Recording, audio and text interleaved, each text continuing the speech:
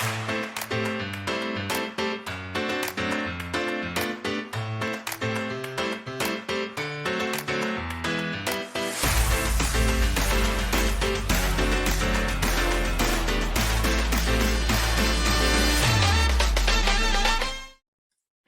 I'm Nimi from AdventuRise. This is Venturing Beyond, a podcast where we delve into the career stories, experiences, and passions of ambitious individuals.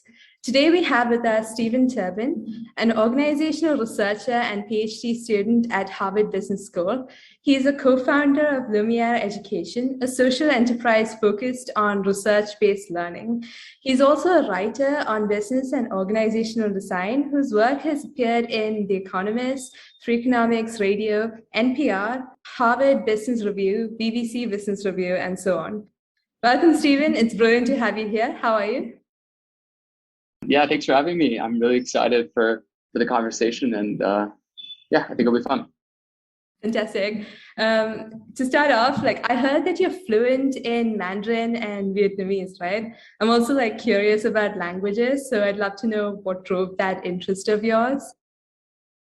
Yeah, I have a big love for languages. I would say languages are one of the most important things that I do in my life. I started getting into languages because I was a really bad student in high school, just pretty mediocre.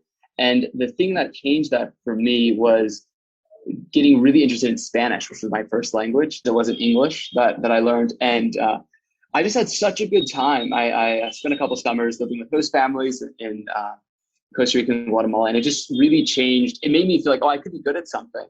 And then I went on. I was an exchange student in Taiwan, where I went to a public school in which the curriculum was taught in Mandarin. And so I spent a lot of time studying Chinese after that. And then after I graduated from college, I went to Vietnam to study Vietnamese because that would be fun, and just really fell in love with the language there, which was great. And now I am just scraping by with some Hindi, which is embarrassing, but hopefully we'll get better over time. But yeah, I love languages, and I think they're in my mind they're kind of like a video game, and they're quite addictive. They're one of the few things I experience in which I feel measurable progress over time, and I can see myself growing and improving, and it unlocks new parts of life. Hello, I'm Nimi. I hope you've enjoyed listening to our conversations with these amazing people on our podcast. Venturing Beyond 9 to 5 has been nominated for the Best Educational Podcast in Hubhopper Studio Podcast Awards 2021. Please help us out by following the link in our description and voting for Venturing Beyond 9 to 5. Thank you. So while you were stepping into internet stardom on the side, you're also chasing a PhD degree at Harvard. I know you worked for a bit in data science and analytics at a few companies, including McKinsey. What made you decide to shift your focus towards academia? Yeah, it's a good question. And in fact, the reality is that it actually goes the other way, that I had already decided that I wanted to go into academia and do a PhD.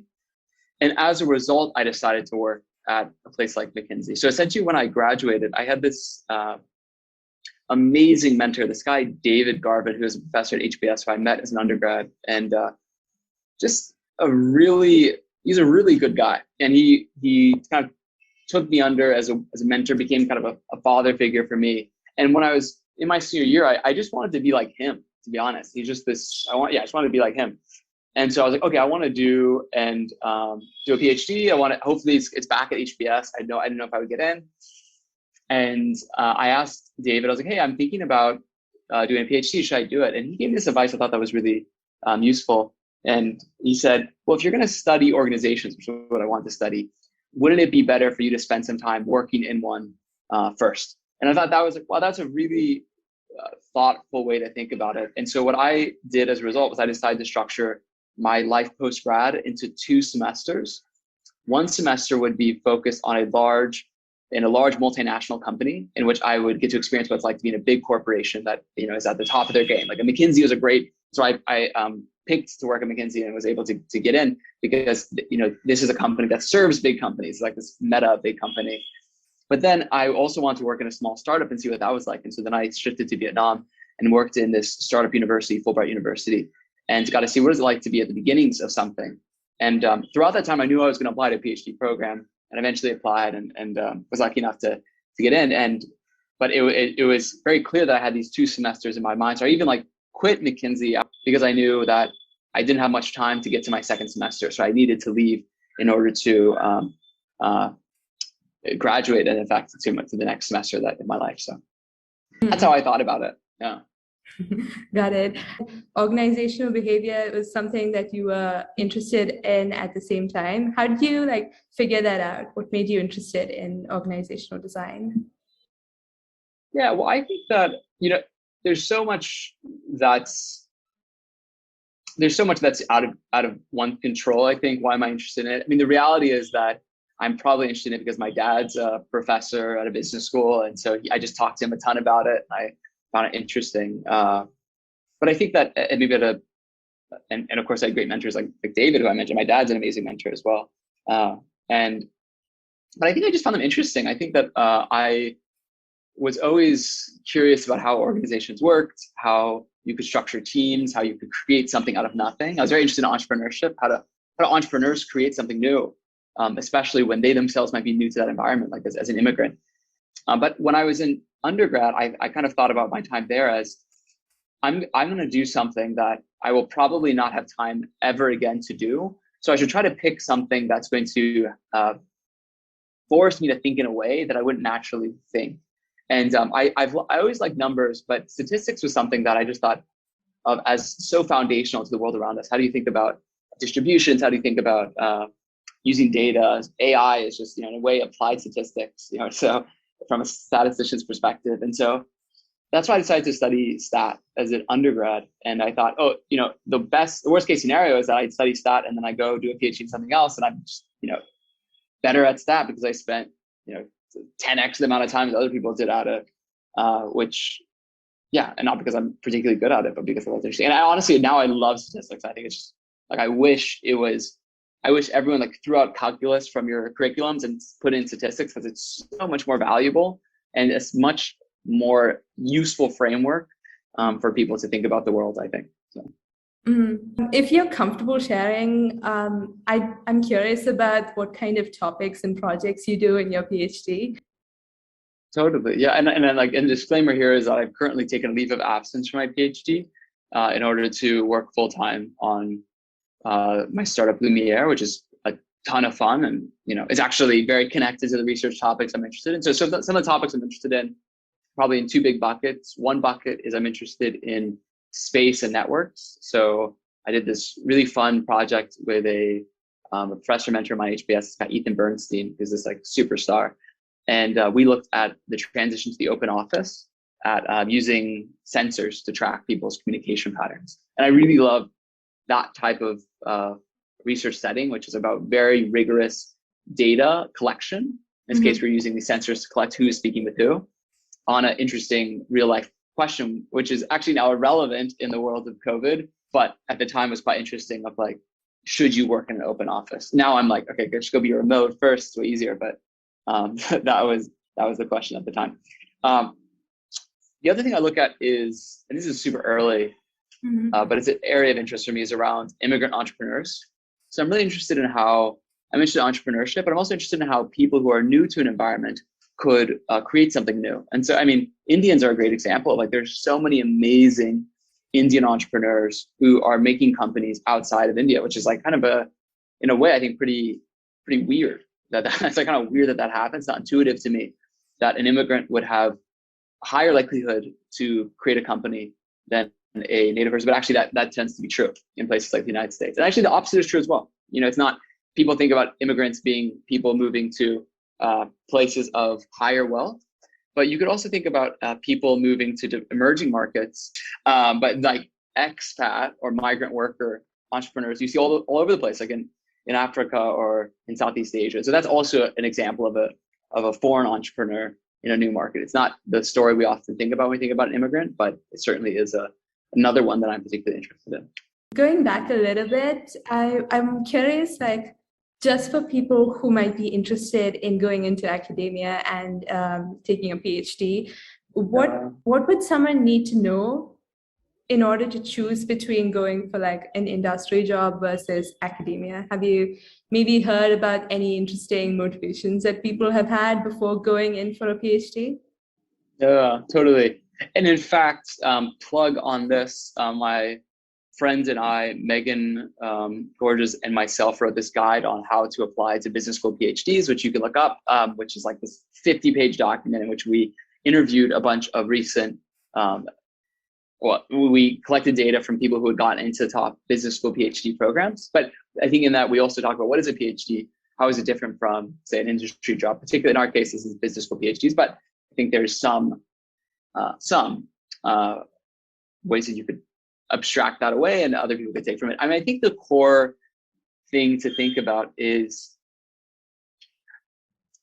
and it really depends as well, honestly, on the fields. I won't say too much here, but if you want to do a PhD, you have to want to do research and enjoy creating knowledge as opposed to consuming knowledge. And so a lot of people, I think, enjoy consuming knowledge. Like I certainly love consuming knowledge, but you're not actually doing that in a PhD. You're actually the one who's creating the knowledge, which is much more tedious, much more painful.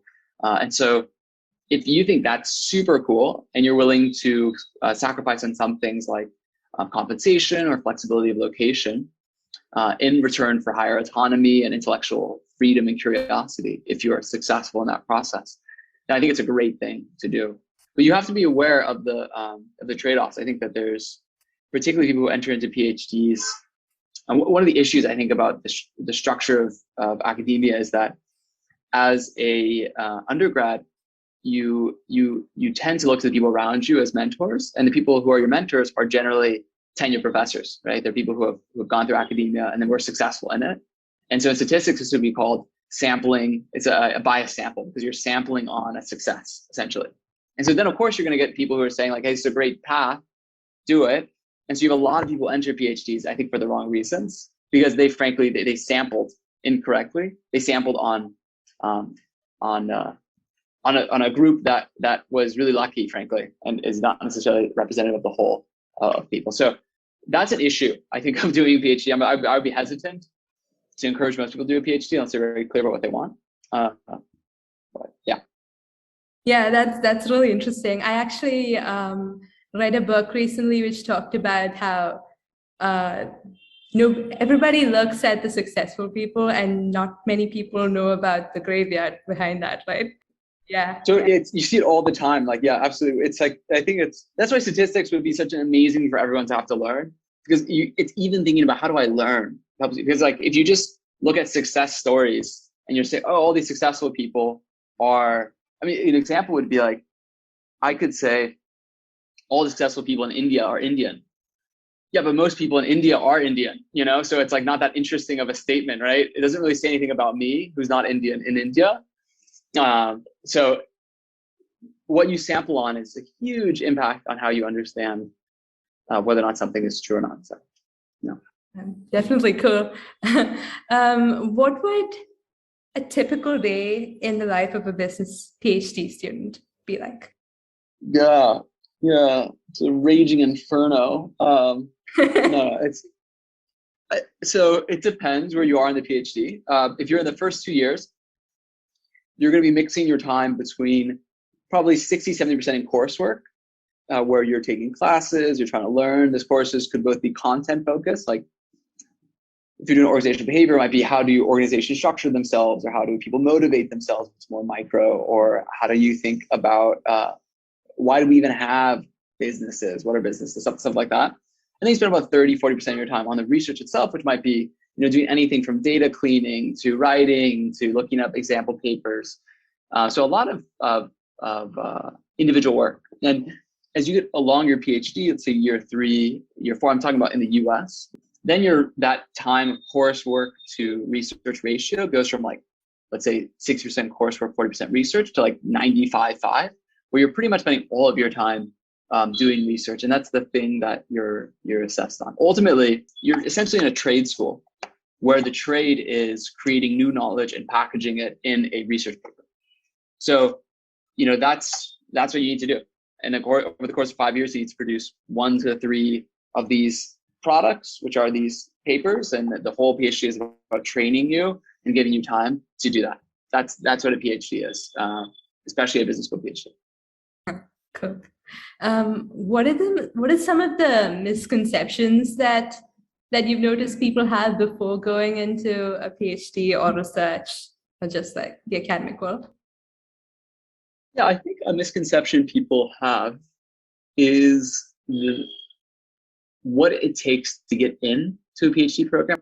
It's a very opaque process. In academics, you might call it information asymmetry, where the people making decisions know this, and some insiders know exactly what you need in order to get into a PhD program, and then there are a bunch of outsiders who are applying and are getting rejected, and they have no idea why they're getting rejected. They probably think, oh, I'm getting rejected because my GRE score isn't high enough, when in fact the GRE score is, for most PhDs, just a hygiene factor. It's essentially saying, like, are you essentially not an idiot? But like, okay, that's not proving that much to me. A lot of people are not idiots.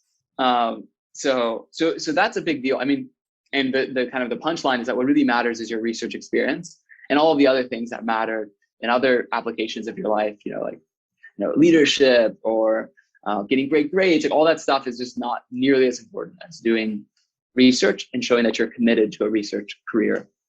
So I think that's a big misconception that I see for people who are thinking about doing a PhD. They just don't really understand how are decisions being made and why am I not getting accepted to these programs.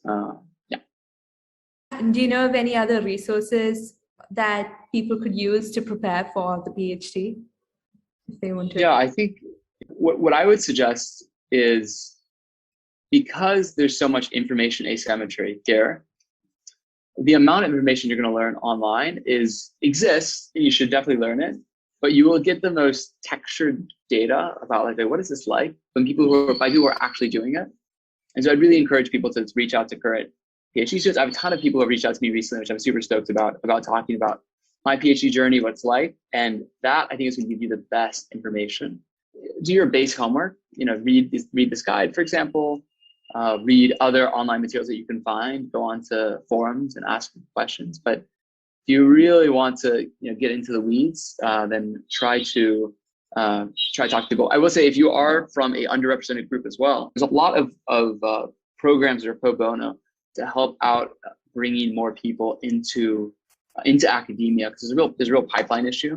So these programs are all about equalizing that, such that there's more qualified candidates who are applying to PhD programs. So I really encourage looking at those, and if you are one of those groups, then looking to see if you can get into them as well. Thank you. So you decided to take a break from your PhD program to work on Lumiere Education. I'm curious to hear about what problem you're trying to solve and what you've been doing so far. Yeah, so Lumiere is a social enterprise focused on making high quality research opportunities available for students all over the world. Essentially, the idea comes about because I talked about my mentor David at the beginning, but my co-founder and I, Dhruva, who is my classmate at Harvard, we actually met doing a research program at HBS. This is an incredible program where we work with a research mentor who's a professor and some grad students. And I worked with this amazing faculty member, Teresa Mabile, who's just like such a legend. I could talk about her all day. I also met this mentor, David Garvin, who became a really important and mentor in my life. And that, for both of us, really changed our lives. For me, it made me really clear that I wanted to do research. And it was only when I was going into my junior year of college that I got exposed to that. And as a kid, I grew up in and out of the US, where my dad's a professor, but then also bounced around Asia as a kid. So I lived in Singapore, high school in Taiwan, like I mentioned, lived in Hong Kong. And I just saw that there was a big gap in terms of opportunities to get access to research. Whereas in the US, it's usually through an informal network where you say, hey, you talk to your mom who has a friend who's a faculty member, and they introduce you to someone. That's how it works in the US, primarily for people to get research opportunities, but it just doesn't work. There's not that access in the rest of the world, and even frankly in many parts of the United States as well. And so the whole idea of Lumiere is about providing these research opportunities for students. We structure it as a social enterprise because we want it to be sustainable, we want it to grow naturally, and we also want to compensate research mentors who are primarily PhD students, such that they are excited and their time is valued, because frankly, universities tend to systematically exploit doctoral students as labor pools, because they're promising this. If you do this, if you work with us for 5 years, you'll get a PhD and you'll get this awesome job, which is honestly a promise that's unfulfilled. So it's important as well that we're providing opportunities for employment as well for PhD students in the process. Mm-hmm. Yeah. That's such an important mission as well. I've heard a few stories from, while I was studying in Boston as well. Yeah. I saw that article of yours about your interest in being a social influencer in China. What's all that about? I thought that I've always been interested in social media. I think social media is interesting and fun. And I thought during my senior year, I was incredibly bored. I had a job offer and I was like, what could I do that would be really interesting? And I think being a Chinese speaker, which is it's not so niche. There are actually a lot of non-Chinese people who speak Chinese, but it's certainly somewhat niche. I thought, there might be a market for me just doing silly stuff on social media. And so I enlisted a few of my friends who were at Harvard, where I was as an undergrad, and they were social media influencers themselves. And so I asked them to kind of like train me as like their as their apprentice, if you will. It's quite funny because our like, USB is very different. These are all like very cute, like Chinese women. And I'm like this like kind of like very different vibe in terms of, like what the target audience is. Certainly, I don't think people were looking at me for my pictures, but it was really fun. And the punchline is that I didn't become massive, but I had these two kind of waves of social media stardom, which were fun and interesting. And I got censored by the Weibo and indirectly the Chinese government as a result. And so, yeah, it was great. I had a great time. Highly recommend. But that must have been like a really interesting journey. Like, what did you learn from that experience? Well, I think what I learned was how. So the journey actually happened in two waves. So first wave was I was just in college and I was doing a bunch of social media stuff, and then that was like, yeah, that was fun. I think I got to like 10,000 followers or something. And then the second wave was after I was working for McKinsey after I graduated, and I moved to the China office, and I moved in fact, with this Israeli social media influencer who's huge in China. He has like collectively like probably 6 to 7 million followers. He's quite big, and now he's like a brother to me. I love this guy Raz, and so I spent a lot of time with him and other influencers in China, and I just realized that honestly, their lives are so unglamorous, and it's like it's cool to leverage that influence that you have via social media, but it wasn't something I found like really. I found it more painful than I found it fun, and which is a good thing to learn about myself. I certainly would not be like a good-looking Chinese woman, but I could find a niche for myself. But I think I realized like actually there's so much of when you dive into someone's life behind the scenes, how just everyone's life is so normal, and really the question is not what is the glamour, what is that. Don't pick the thing that's sparkling. Be like a sparkly person. And so that was an important lesson for me, but it was certainly quite a fun one. As a final question, do you have any recommendations for the listeners? It can be about, going into academia, or about organizational design, or statistics, or even like becoming a social media influencer. What are some of the books or movies that stand out to you from your memory? So I would say the two books that have had probably the biggest impact on how I think about the world. One is kind of boring, but very nice. This one's not boring. So Give and Take by Adam Grant. Amazing book, which I think is a very thoughtful example of how social science can help change how we think about ourselves and also have a real positive impact in the world. I think it talks about how your reciprocity styles influences your long-term success, which I think is a great book and a really powerful message. The other thing I would suggest is for everyone to take Stat 110, which is the Intro to Probability at Harvard, taught by my thesis advisor, Joe Blitzini, who's a legend. and a ridiculous man who's super funny and just weird, just a weird and awesome dude. I love this guy. And so if you want to, if you have any inclination, I really encourage you to start there, because it's gonna be hard.